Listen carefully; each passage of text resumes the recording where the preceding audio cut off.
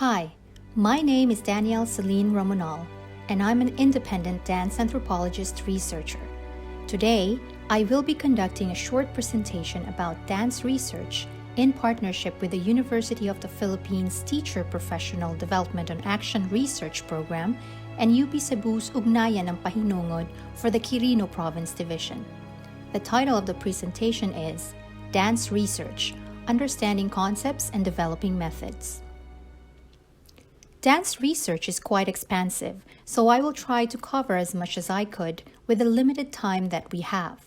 The main goal is to encourage you to also take on the role as researchers. Although the presentation will be using dance as the main reference, the concepts and methods can also be applied in other specializations such as music, arts, sports, and health. The presentation aims to introduce you to dance research concepts and acquaint you to some methods associated with studying dance and other movement systems such as martial arts, rituals, theater, just to name a few. It also aims to make you aware of the diversity of the topics, how to treat such topics like culture, authenticity, and reflexivity with an open mind, and their interconnectivity to other disciplines. For example, when I introduced using dance notation in mapping out the chain of transmission of the Ebola virus in funeral ceremonies, a lot of people were skeptical about my research because they did not see the connection of dance in something as scientific as an epidemic. Most importantly, it aims to cultivate a critical approach in conducting dance research. Before diving into our topic, it is important that you have your own definition of what dance is. What is dance? How do you define it? What are the components that you consider necessary in order to label something as dance? What or who are the influences of this definition? I would like you to take a moment to write down your definition of dance and pause this video. It can be a complete statement, or it can comprise of several keywords or phrases that you believe frame a dance. Go ahead, think about it. You can use the questions as reference, and don't worry, there are no wrong or right answers. Now that you have written your definition, pay close attention to what you have written. I ask those questions because having your own definition of dance is a clue to uncovering your motivation in dance research. It is also the same thing for other specializations. Each individual has his or her own definition, and this definition helps highlight what is important to that individual. For example, how I see and treat dance is quite similar to Judith Mackrell's definition. Dance is the movement of the body in a rhythmic way, usually to music within a given space, for the purpose of expressing an idea or emotion, releasing energy, or simply taking delight in the movement itself. And when I think about dance, I always draw on its connection to cultural practices and norms. My perception does not necessarily narrow on dance in its performative scope. When I say performative, I meant dance being showcased on stage or theaters in front of a clearly designated audience. You might have a different definition, but this is all right. Dance is defined in different ways in various parts of the world, and it is important to always remember this. We do not want to fall into the pit where dances are labeled based on hierarchy and requirements imposed by more well-known Western perspectives. We all need to remember that every dance has its own set of standards, thus its own identity. I would like you now to look at what you have written. Do you have these concepts? Movement, rhythm or music, expression of idea, emotion, energy or delight, pattern and space. These are often the words that you will encounter when people talk about dance. For movement, usually people will say that it is all about the movement of the body. But what about dances in other cultures where movement of the body only involves hand gestures or eye movement, and yet they consider it as dance? Or part of it, like Bharatanatyam in India or Kachak in Indonesia. In Mongolia, isolated shoulder movements are also considered dancing. What is your stance on this? Would you also consider it as dance? There will be individuals who will contradict your stance. Do not be surprised, as there are people who have a restricted definition of dance using the more influential dance forms. Like what I said, every culture has its own standards, and the correct mentality is to respect these standards and not insist on requirements that may not be applicable, practical, or meaningful to the dance practitioner. Looking at these keywords and phrases, you will observe that dance generally involves the body, a purpose, space, and accompaniment. However, take note that dance is not merely confined within these concepts. Defining dance is your link to a critical approach in dance research. By critical, I meant that you go beyond the descriptive approach. A critical approach does not merely document or describe what is already obvious or known to many people. It may have this feature, but it also puts more weight in addressing issues connected to dance, developing initiatives, suggesting improvements, or providing avenues for discussions. Your definition will reveal intangible identifiers, matters that are often not perceived or openly discussed but are important to you. These will eventually show what orientation you are leaning on to. Orientations are your stances on different topics and will then give you a hint on what you want to focus on. Let's take a look at a timeline. Once you know your definition of dance, you will then know what is important to you. While you think about the definition, you already have an image running in your mind. For instance, during your composition, you had folk and ethnic dances in your head. This may hint that you put value in these dance forms, because why else would you reflect on these as the base for your definition of dance, right? But this is just one way of looking at it. With that in mind, from knowing what matters to you, you then proceed to thinking about what is happening to folk and ethnic dances and discuss with others what issues are connected to them. Let us use my experience as an example. I have been dancing since I was 6, and although I started with more Western-inspired training, I also learned folk and ethnic dances in school. What I can remember is that our teachers taught us how to do the steps, but we were not taught the why of the steps. There was emphasis on the physical execution of the dances for the purpose of entertainment, show, or competition, but the cultural knowledge transmission was missing. There was no book or any literary material about what we are learning at that time. I had no idea where the dances came from, who danced them originally, why they were danced in the first place, what the musical accompaniment was, or why the costumes looked like how they were. The information from all these would have added value to my appreciation of folk and ethnic dances at a very young age. This was then. I could not speak for the current scenario, but if this was still the case up until present time, then there is an area in the dance teaching curriculum in schools that needs to be investigated. And that is one way of finding ways on how to address an issue connected to dance transmission onto the next generation. Another issue connected to transmission is authenticity, which is a very tricky topic. It is tricky because it involves asking the question of whose perspective. When you consider a folk or ethnic dance authentic, whose version should be considered? The community, the more influential dance artist, the famous dance company? There is a heated ongoing debate about authenticity as every person or group believes that his or her or their version is authentic. So whose claim are you going to put forward then? There is also the sensitive issue of representation. Think of transmission like translation. When a dance is transported to another space, many things happen. Something changes, gets removed or added, depending on the objective of the person who transported it. But where do you draw the line?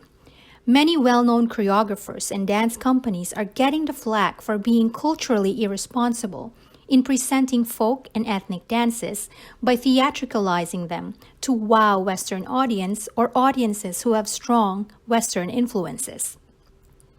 I talk extensively about this in my research paper, Finding the Mindanao Body, and I will give you the links later on.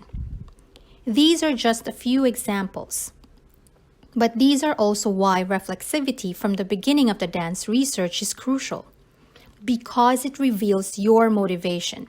You have to reflect on these issues and think about which matters to you. Does it affect you? If so, in what manner? Are you all right with the scenario? Do you think there is something that needs to be done? Once you have reflected on this, it will be easier to decide on what to focus on, which will help you come up with your research question.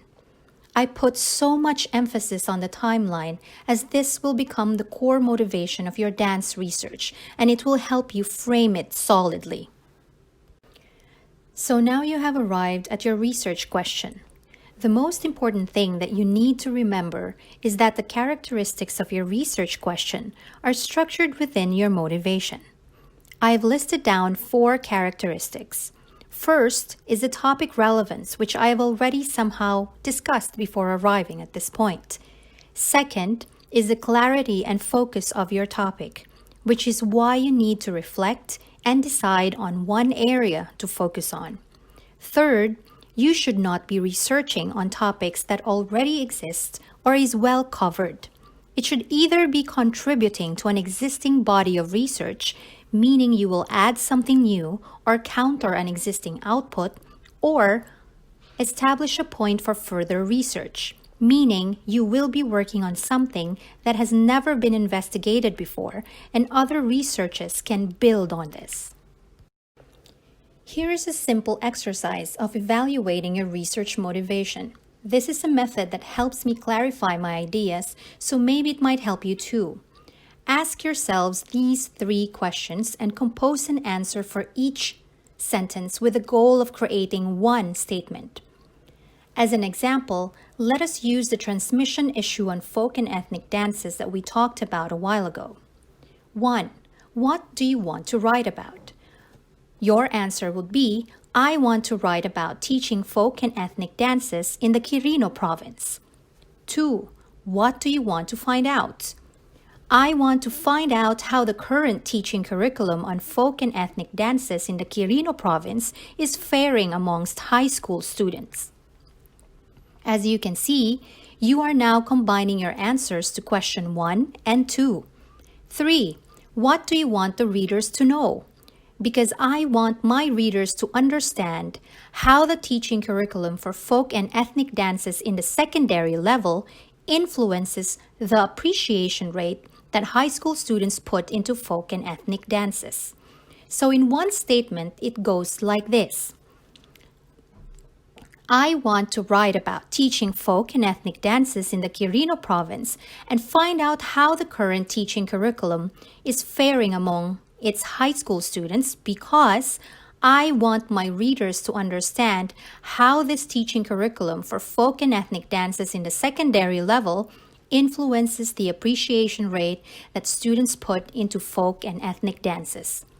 And you can even add your stance by stating how this appreciation rate has a long-term impact on the value placed concerning our intangible cultural heritage and its preservation. It's a long statement, but it puts your topic in perspective and highlights your research motivation. I encourage you to do exercises like these, as seeing what you are thinking can significantly contribute to organizing your ideas. On the next slides, I will be showing you quickly the research structure just so you will have an idea of how it goes. For those who have done research before, you may find some methods familiar. What I'm going to share with you is a structure that I have been using and techniques which worked for me. You can replicate the same methods or you can come up with your own. What is important is that you utilize the methods that work for you and the kind of research that you are doing. The research structure is composed of different phases. The one I'm sharing with you is the timeline that I follow. Phase 1 is the preparatory work, Phase 2 is the actual field work, and Phase 3 is the period when you have returned from the field to start writing your paper. Take note that this is not a one-pass, one-way street. It may be possible that you do several fieldwork phases, and this may be due to factors like the need to clarify some data collected from the field, collect more data as what you have may not be enough, or gather a new set of data as you may have changed topic direction. Also, most of these factors are dependent on funding, access, time, or other variables that we may not have full control of. Hence, I emphasize the importance of planning. So in phase 1, you will be doing some of these activities. We have discussed the first, which is identifying a research question. The next one is consulting and discussing with your supervisor or team members, as it is also important to know other people's views on your topic.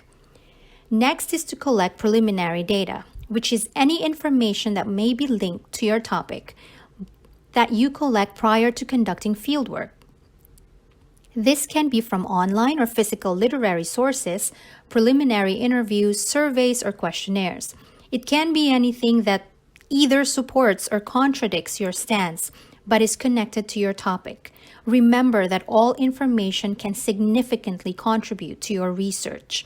Phase 1 is also not the right time to filter the information you have collected. It is also during phase 1 that I encourage you to create a database and work plan. Your database is where you will file all the information you have gathered so that you can access them conveniently. Every database is different, and I can show you mine just so you will get an idea. This is my database. Remember that the database that I showed you is just an example. The best thing about conducting your own research is you develop your own tools. As for the work plan, after discussing the 3 phases, I will show you my fieldwork plan in Sierra Leone. The last activity I noted for phase 1 is arranging all administrative or logistical concerns in preparation for fieldwork.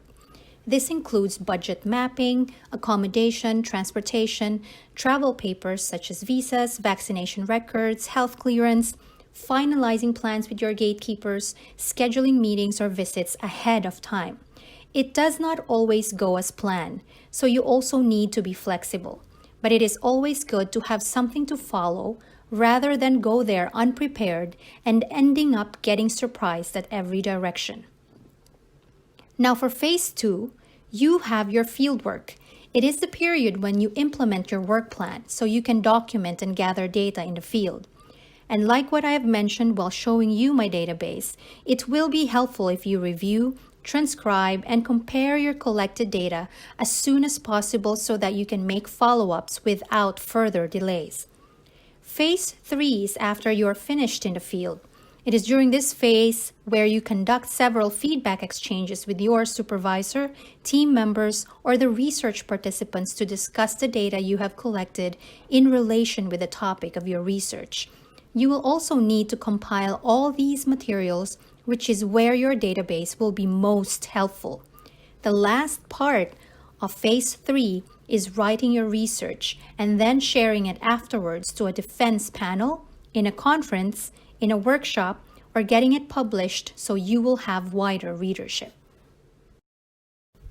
This is my work plan in Sierra Leone for my research about the role of embodied techniques of funeral ceremonies in the chain of transmission of the Ebola virus. I set my work plan based on my objectives and came up with several categories that could help me achieve that objective. For example, in Objective 1, I wanted to produce a detailed and illustrated account of the funeral ceremonies, so I asked myself, how was I going to make this happen? The key component in creating your work plan is to turn your plans into action, doable, implementable.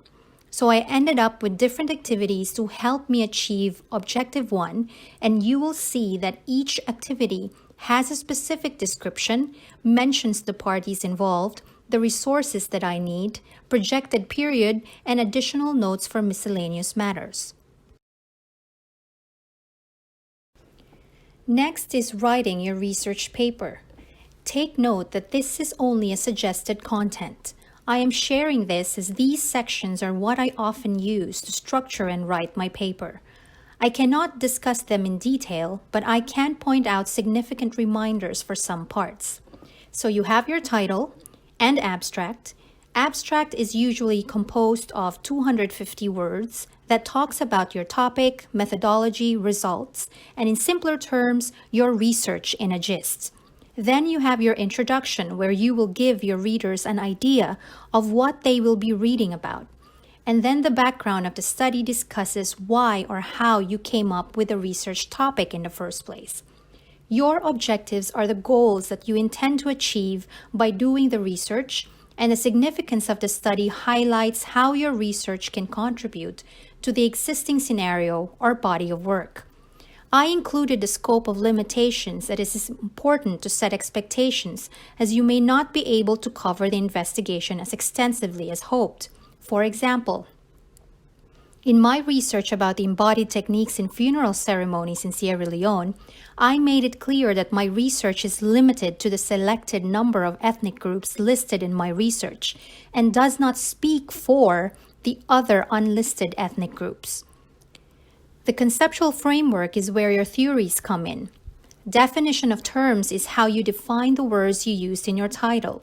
Establishing the definitions is critical, as it then informs your reader that the topic is being investigated within certain scopes, and they too should try reading your research using the same scopes. It must be noted that people understand terms in different ways. Methodology pertains to the methods you used for your research. I use the ethnographic approach extensively in my researches, where my methods include interviews, focused group discussions, and observation sessions, amongst others. Findings, discussions, and conclusions is where you summarize and analyze what you discovered. Lastly, your bibliography. It is necessary that you include all the sources that you use for your research and give proper credit to these sources. Every institution has their own way of referencing, and there are different types. So it is your responsibility to inquire about the referencing format. Here is a very helpful link that provides a guide on several referencing formats. This directs you to the APA style, but there are also other formats that you can use in the same website. Once you are on the website, you will see several guidelines on how you can do in-text citation and bibliography. And the best thing about the website is it gives you a guide or a formula to follow, as well as an example on how you can apply that formula. In that website, you can also see styles for MLA, Chicago, IEEE, AMA, ASA. I don't see the Harvard style here. However, you can always Google the information for Harvard referencing style.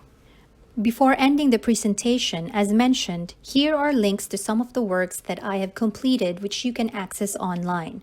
The first link is to my research papers, which you can also download via the academia website. The next two links are sample YouTube videos of my research works, while the last two will connect you to my profile and email address. That is it for today. Thank you for listening, and I hope that you will all stay safe and healthy during this challenging period. Maayong adlaw kaninyong tanan.